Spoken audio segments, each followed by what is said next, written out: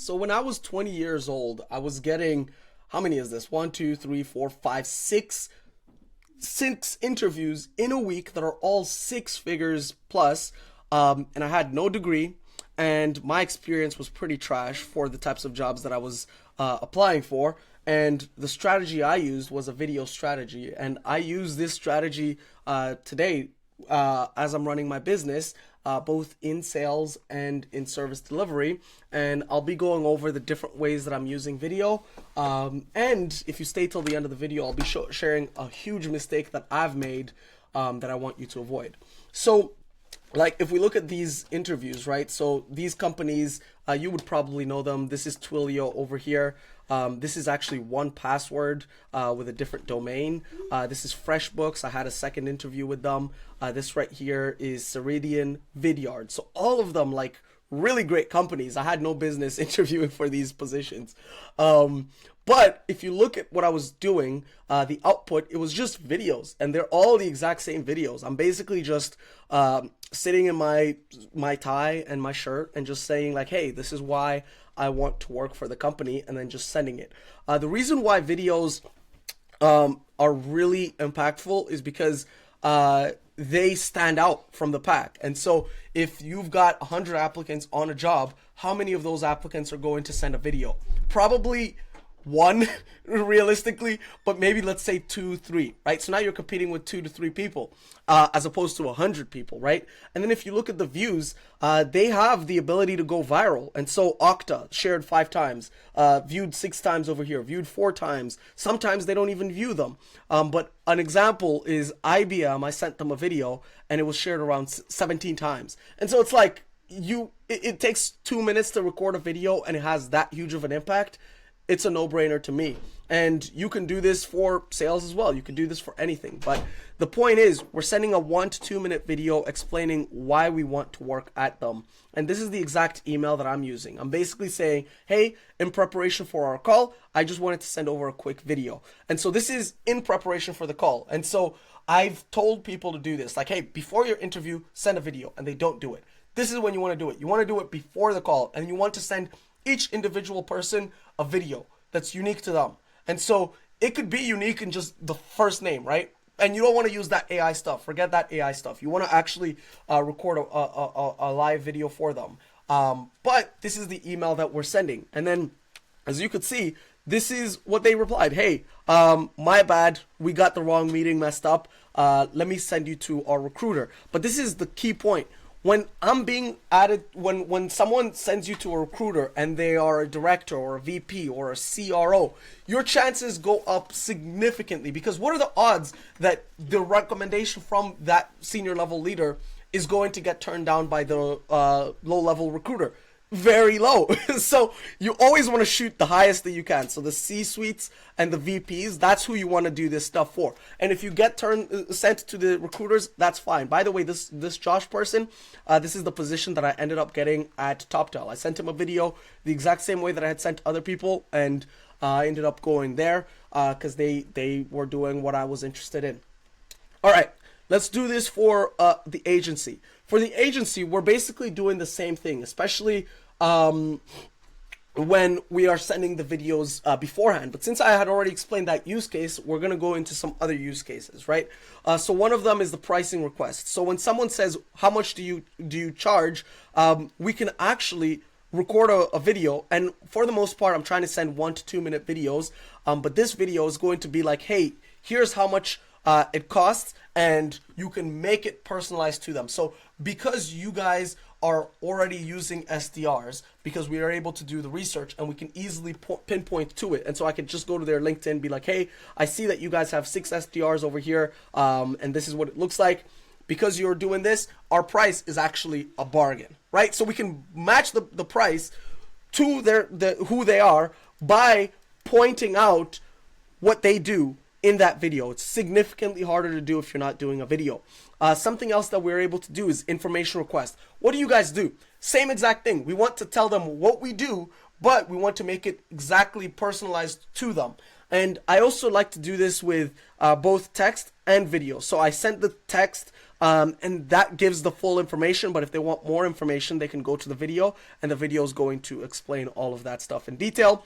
But again, the reason why we like to do the videos is because they have that viral potential. And so one person can see the video and then share it with another person, and then that person shares it with another person. And so by the time you're having a call with the decision makers, you could have 3 decision makers that are all equally aware of what you do because you spent 2 minutes recording a video for them.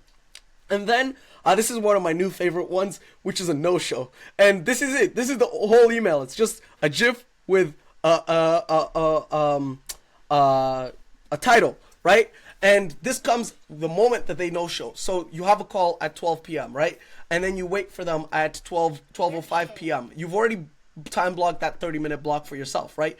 And so what I like to do is at like 12:05, 12:10, I'm going to start shooting a video, and then by 12:15, I just send over this video, right? So this is not like, hey, join the call right now. This is, hey, reschedule the call, right? By the way, before we send this, we're going to be using the Google Meets integrations to ask them to join, right? So like you can say add people, and then Google Meet is going to send a reminder to the person. But this is afterwards. So afterwards, we send this one, and they basically just watch the video. This one's a little bit longer, so this is like 2 to 3 to 5 minutes.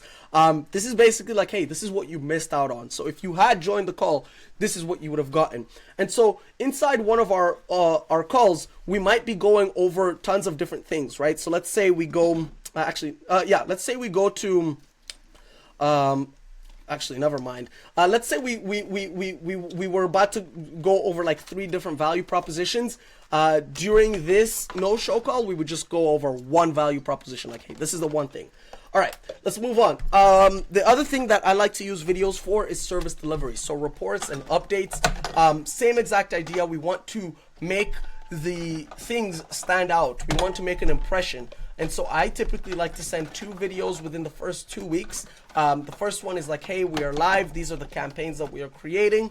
Actually, not necessarily that. The first one is just like, hey, here's the service. And then the second one is that we are live. Here's the campaigns that we've created, right?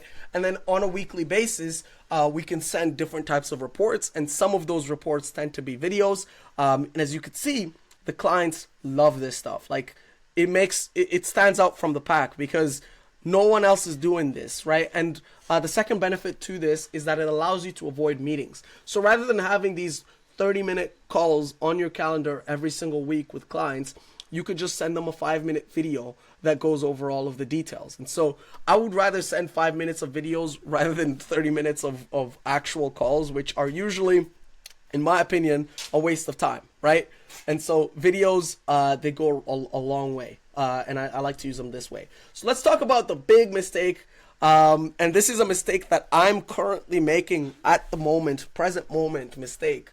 And this is trying to be perfect. And so trying to make the videos perfect, trying to have all the transcripts. So you'll notice I didn't share any of the transcripts, and I was actually planning on sharing, like, this is what the transcript is. This is what I typically say.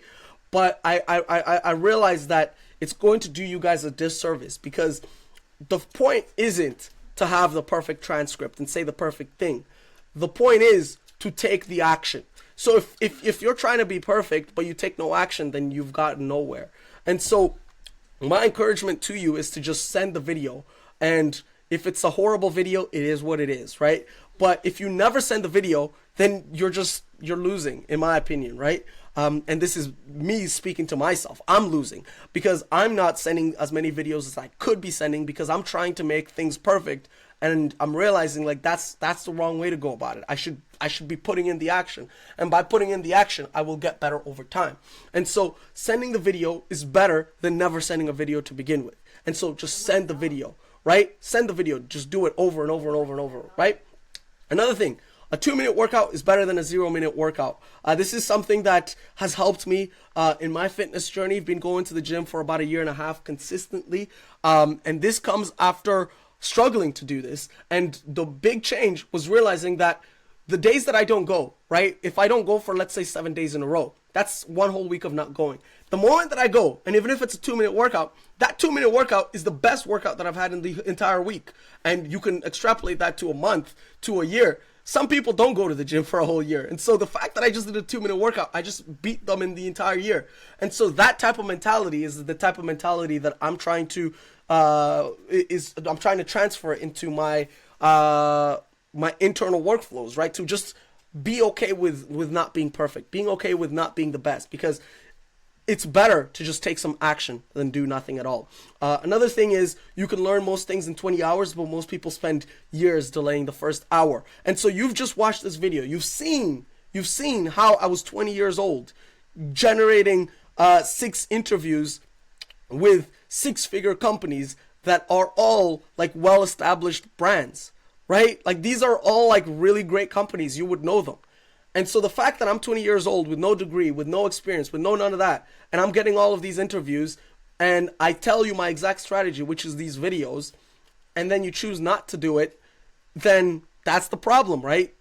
Most people spend years delaying the first hour. And by the way, I'm not talking down on you guys. This is a video for me because I'm making these mistakes.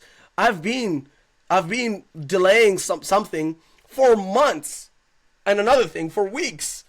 Right? Things that I know I should be doing. And the big problem is that I'm trying to be perfect rather than taking action. That's the big thing. And so my new internal motto, until I learn this skill, is fuck perfection. Just start. Right? And you'll hear other people, right? And this is the thing that I got mistaken for, that I made a mistake for, is I look up to other people and they say something like hard work is the goal, right? That's Alex Hormozi. Or they say something that's related to hard work and excellence and whatever. And that's all good, but that's far beyond what I'm doing at the moment, right? Because if I'm not starting, then I don't need to worry about being amazing and delivering the best videos possible and being a perfectionist, whatever, right? I don't need to worry about that. I just need to worry about starting. And if you're in a similar situation, you need to start. And the way that I'm thinking that starting needs to happen is just fuck perfection. Just start. And once you're starting and you're starting consistently, then start to worry about being better and being a perfectionist and excelling and being exceptional and doing all of that stuff. Another quote I really like from Alex Hormozi is, what is that one? It is, you must first become consistent before you can become exceptional. So this stuff over here, so these videos, right? I'm just showing you guys like 8 videos, but in reality, I sent probably 100 plus videos. Actually, maybe not, but I send a lot. Close to 100 at least. And so that's the consistency aspect. You must first become consistent before you can become exceptional. So if you're not consistent, if you're not starting, start by putting in your worst effort. Put your worst effort. Just put in some effort. Just start. Make a video, record it, send it over to a prospect. If it sucks, it sucks. It is what it is. You're going to get another opportunity. And so that's it for me. Send the videos, put them in your service delivery, get more meetings, follow up, send the pricing request, get the jobs that you want. And I wish you have an amazing day. Cheers.